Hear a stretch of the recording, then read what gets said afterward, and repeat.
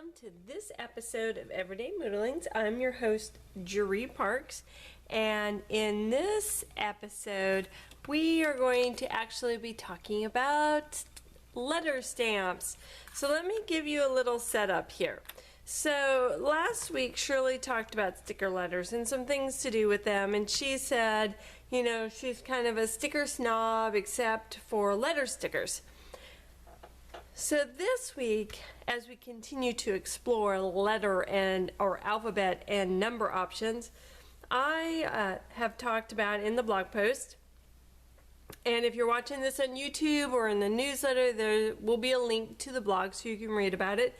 I pretty much am kind of over sticker letters. They seem so cool. I really want to like them, but I get so frustrated because I have sticker letters that have been in my stash probably for 15 years. This is one of them. This is an old Creative Memories set. It's a great font. I love the font.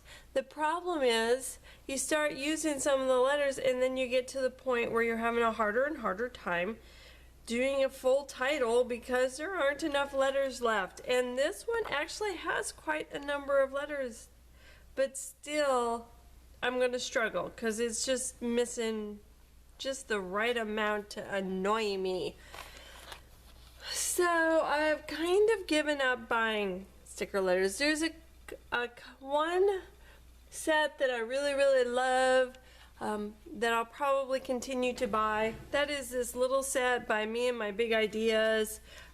These they're like the perfect size for the type of scrapbooking that I do, and I would rather just buy the same set and buy, you know, 10 of them and keep them in my stash rather than buying set after set after set and nothing really matches up and they drive me crazy. So, because I could buy a set of black sticker letters and in 6 months maybe they're not available anymore, and so then I can't even go to the store and get a new set to use with the old set. Anyway, totally over it. I'm sure I'll still use them from time to time, but I have kind of switched back to using letter stamps or alphabet stamps. Now, these are some that I collected way back when. These are probably 10 to 12 years old. These are rubber with wood. These are a little hard to get out of there. Let's see. These little dot ones are probably not my favorite anymore. The style has kind of come and gone. I love these typewriter ones. These are cool. And this is actually a set, I think Wordsmith. It's a company that's no longer in business, but this set is made by my very good friend, was originally made by my very good friend Terry Martin in her script font, and I love this set, except I will tell you they have started to degrade over time, and I do have to be very careful. I ripped one just pulling it off the thing. I think it was this A, but they've gotten very malleable, and so I was able to kind of put it back to, oh, it's this one, this E. I can see the little, but I was able to kind of piece it back together so I can still use it, because E's are, you know, are pretty important. But I love this script set. That's one of my favorites. So I didn't have too many the first go around, the first time I started to collect them. I actually had a lot more letter stencils. We'll talk about those next week. So that led me to explore what was out there, and oh my gosh, obviously I haven't looked at them for a while because there is a lot of really cool letter stamps out there. So these little ones are by Studio G. I collected most of these. Yes, I am collecting them. I think they're so adorable. I am collecting them. So I have like 6 or 8 little sets now. Yeah, I have 8 of them, and they are rubber, and they're actually much better than I thought they would be because they're only $1.50. I did find some for just $1, And I thought, oh, these won't be very good, but we'll see. I've only spent $1.50 on them, but they're actually really, really good. Really like them. But there's also some wonderful companies out there that are putting out some really fun letter stamps. I love the Lawn Fawn because they're little squares and you can just line them up together and make a whole word. I also have some old Making Memory metal ones, magnetic ones that you can do that with, as well as some old Just Right Stampers ones. And then now I'm happy to find that they also make letter stamps that have matching dies, and that's what both of these are. These are super fun as well. So this one is also Lawn Fawn. This is Paper Smooches. And there are other companies who do it as well, and I've collected way too many letter stamps now. But it's been fun. So it's been a ton of fun. So I wanted to do a project using some stamps. Actually, I'm going to be using some older stamps, some foam ones. I do have quite a number of foam stamps left too, and I just haven't been able to part ways with them. So we're going to do a fun kind of watercolor technique with them. I have this little block watercolor. These are actually a postcard size, but it cuts down perfectly for me to put on top of a greeting card, and it's a block rather than a pad, so it's glued on two sides. That helps to keep it from buckling or warping while I'm working on it. So that's just a fun size. It is a cold press, but it's fairly smooth. So we are going to work with distressed ink. I'm going to do a lift off technique in here where I'll be applying the color and then stamping with water actually to lift back off the image for my stamp, for my card front. So I'm going to turn on the music as we're doing this, and I'm going to do a second one too, I believe, but that one I'm just going to use a regular foam stamp. So if you've taken any of my classes recently, particularly the spray ink and the watercolor class and the stencil class, then you'll know that one of my favorite all-time techniques is doing lift off or ghosting. So that's really what we're going to do here. I'm going to use my stamp as my stamp block as my actual stamp. Hopefully we'll get that lined up pretty good. I'm going to be using distressed ink and just a stamping block for my stamped image, or my background actually. Let's see if I can get this lined up. It's hard and I can't look over the top of it very well.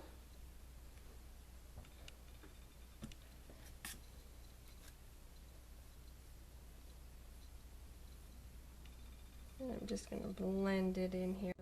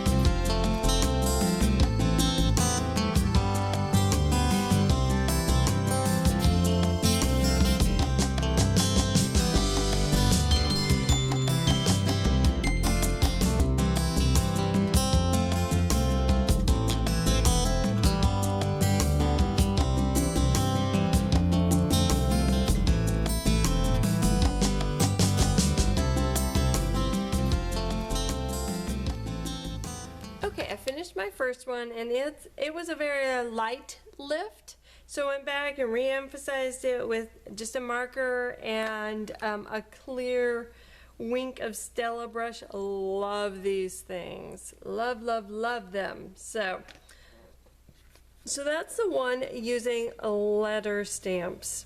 And like I said, I do this technique all the time. Love working with letter stamps. For our second one, we're actually going to do a tree image. We're sticking with our foam stamps. And we're just doing it right in the center. This time around, I'm going to actually use watercolor paint versus distressed ink. And this is from my Cure Take set. I love these watercolor pans. The set I have, I think, is 36. You can get them off of Amazon. I will put a link in the blog post to purchase them. They are fun, fun, fun. Love them. Good price too for a really good quality watercolor paint. And I'm just putting a little down on my mat here. You can't really use, well, you can use pans right from the pan, but for this technique they're going to be just a little too heavy. And I think I want to go ahead and do a bit of a wash on here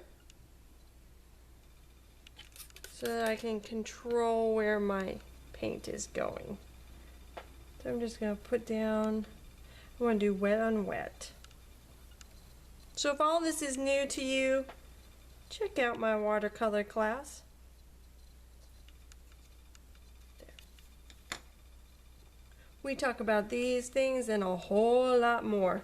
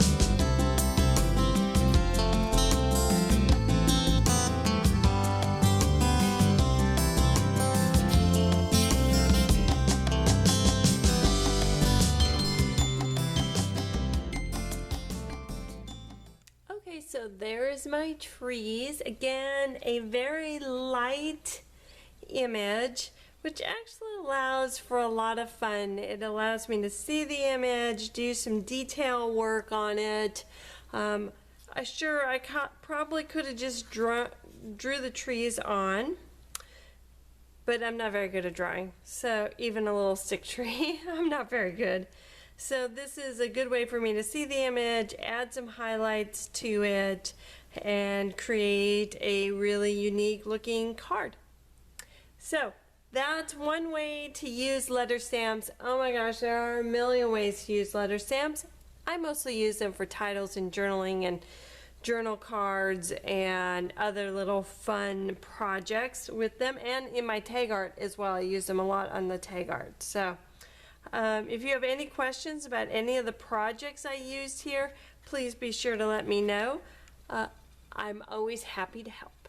And until next week, I'm Drew Parks with Everyday Moodlings.